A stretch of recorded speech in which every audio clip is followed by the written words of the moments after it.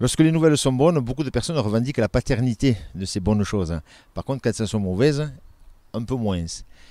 On est ici à la gare de Lourdes avec vous, Thierry Lavitte, et vous, Cécile Prévost. Vous êtes la maire adjointe en charge de la transition écologique. Et pour vous, bien sûr, c'est important que le train de nuit revienne et surtout s'arrête à Lourdes. C'était une évidence historique, c'est une évidence écologique forcément, puisque là on est dans les modes de transport propres.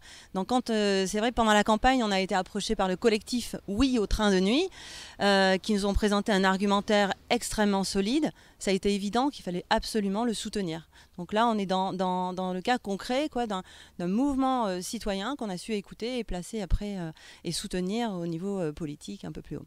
Donc évidemment d'un point de vue écologique c'est une alternative à l'avion, bien sûr, pour ceux qui ne peuvent pas le prendre, pour ceux qui n'aiment pas aussi le prendre.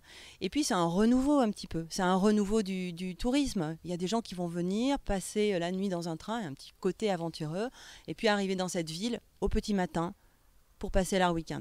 On peut dire petit matin frais et dispo puisqu'ils auront dormi tout au long du voyage. Alors oui, il va falloir aussi que la SNCF investisse aussi, je pense, mais ça c'est un autre débat. Déjà le train est là et c'est une sacrée victoire. Thierry Lavitte, vous, j'aimerais qu'on retrace un peu l'historique de ce train de nuit. Beaucoup de manifestations avaient eu lieu dans les gares, gare de Lourdes, gare de Tarbes, pour le retour de ce train de nuit. Ces choses faites, et surtout, il arrive à Lourdes. Est-ce que vous pouvez nous raconter un peu la genèse de ce dossier? D'abord, je voudrais revenir sur, vous parliez, Cécile, de la campagne électorale des municipales dernières. Là. Effectivement, on se retrouve ici à peu près, on va dire, presque 2 ans après. Il y a 2 ans, donc, on revendiquait donc, une ligne train de nuit. J'avais fait appel à la Commission européenne, à Mme Karima Delli, qui est la présidente de la Commission européenne du tourisme et des transports, et pour lui demander si il était prévu une ligne train de nuit parce que Lourdes. Et elle m'avait dit qu'à l'époque, 2 lignes de train de nuit verraient le jour, donc Paris-Berlin, et se posait la question de la deuxième. Aujourd'hui, c'est chose faite. Alors, quand vous disiez, quand il y a de bonnes nouvelles, on essaie de se réapproprier les nouvelles, il faut être très honnête dans ce genre de schéma. On va retracer ce qui s'est passé quand même. Alors moi, d'abord, je voudrais remercier les élus, les collectifs, les citoyens qui se sont mobilisés en juillet 2017, je crois de mémoire, qui étaient ici, qui manifestaient en ville de Lourdes pour la Palombe bleue. Donc il faut bien comprendre la dichotomie aujourd'hui de la philosophie du projet. La Palombe bleue, c'était le réseau par Bordeaux. Cette ligne Palombe bleue, visiblement, il y a eu une autre option qui a été choisie par l'État, et la présidente de région qui a poussé fort pour la ligne Paris, Orléans, Limoges, Toulouse, avec une division au niveau Lourdes de la Bigorre, qui peut aller jusqu'à Hendaye si la SNCF désire que la ligne aille jusque-là, c'est-à-dire pour l'instant, une option serait là, ce serait les week-ends et certaines vacances. Mais on n'en est pas encore là. Aujourd'hui, ce qui est sûr, c'est qu'elle arrive à Lourdes. Et l'autre partie continue sur la Catalogne. Ça, c'est la volonté de la présidente de région qui s'est engagée sur ce processus-là. Et effectivement, moi, je remercie tout le monde, forcément. Les parlementaires, forcément aussi, qui ont beaucoup œuvré, mais qui étaient centrés sur la Palombe bleue. Maryse Carrère est venue vers moi il y a quelques mois, lorsque nous avons appris que la présidente de région poussait sur une ligne centrale, et ce n'était pas la Palombe bleue. Donc cette ligne-là, aujourd'hui, elle est en place. Le seul problème, c'est que lors de la matérialisation de cette ligne, elle s'arrêtait à Tarbes. Et le chef de gare de Lourdes était venu me voir en me disant « Est-ce que vous êtes au courant que la ligne s'arrête à Tarbes ?» Ça, c'est en début d'année. Et à ce moment-là, j'ai interpellé Mme Gouraud, qui est la ministre de la cohésion des territoires à Tarbes, lors de la venue du Premier ministre, de M. Véran, le ministre de la Santé, et de Mme Gouraud. Et je lui ai dit, vous savez, c'est très compliqué, la ligne s'arrête à Tarbes. Elle m'a dit, vous inquiétez pas, je vais faire le nécessaire.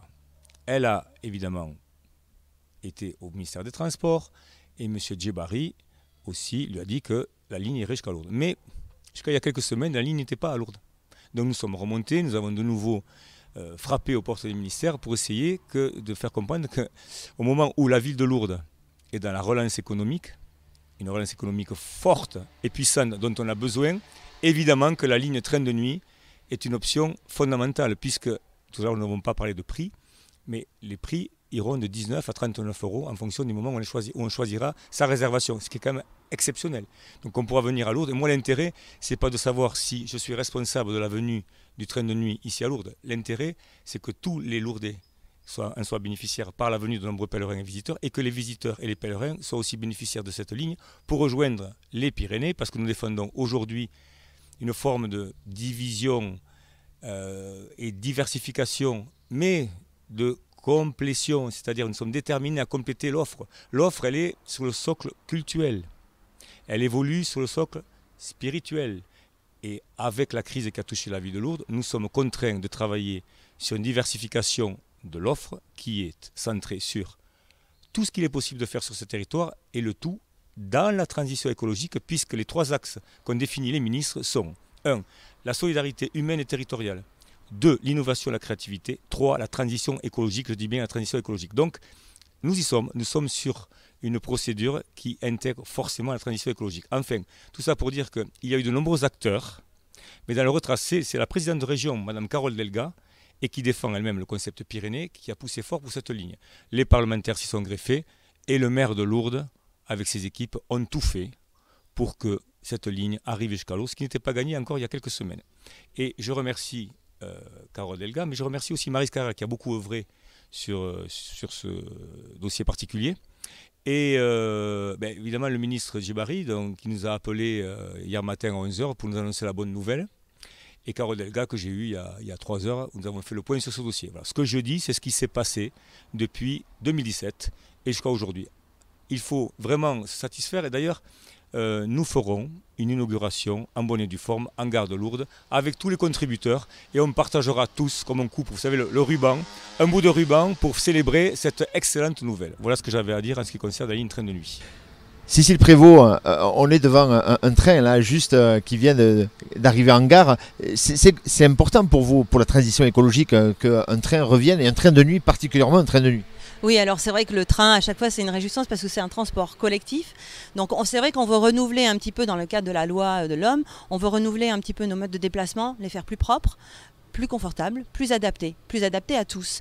Donc ça, les trains de nuit, il va falloir investir. Ce que je disais tout à l'heure, c'est vrai que l'étude qui a été faite au mois de mai sur les transports en train, en particulier, train de nuit, révèle qu'avec un petit investissement de 1,5 milliard, eh bien, qui permet à la fois de faire classe affaires avec un compartiment adapté, accessibilité pour les personnes à mobilité réduite et très réduite, et également pour le vélo. Ici, on vient d'inaugurer cette année quand même la V81, et puis il y a aussi un départ de Compostelle depuis Lourdes que l'on travaille.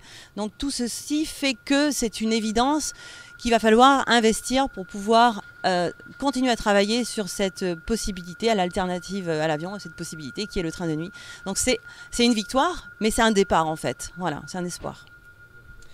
Thierry Lavitte, peut-être pour conclure, remerciements. Vous avez beaucoup parlé de ministre tout à l'heure, de secrétaire d'État.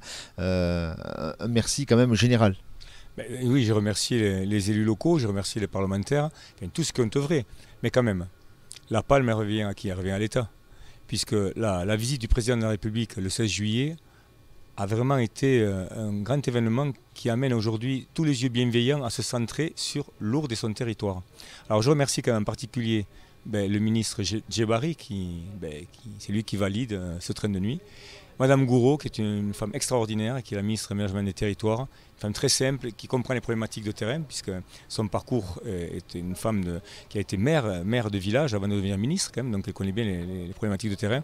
Et puis pour finir, Jean-Baptiste Lemoine, qui est notre partenaire, à qui j'ai remis la médaille de la ville de Lourdes, qui est lourdée aujourd'hui, puisqu'il est venu assez souvent, on va dire 5 ou 6 fois je crois, depuis plus d'1 an, et qui nous aide beaucoup. Donc ces 3 ministres et le président de la République ont vraiment œuvré pour que notre territoire avance, c'est la marche en avant. Voilà, je remercie tous ces gens-là et je vais faire en sorte que pour l'inauguration, d'inviter un de ces ministres, le président de la République, je ne pense pas parce qu'il ne reviendra pas 2 fois en si peu de temps, mais un des ministres, j'espère bien faire venir pour faire une belle inauguration.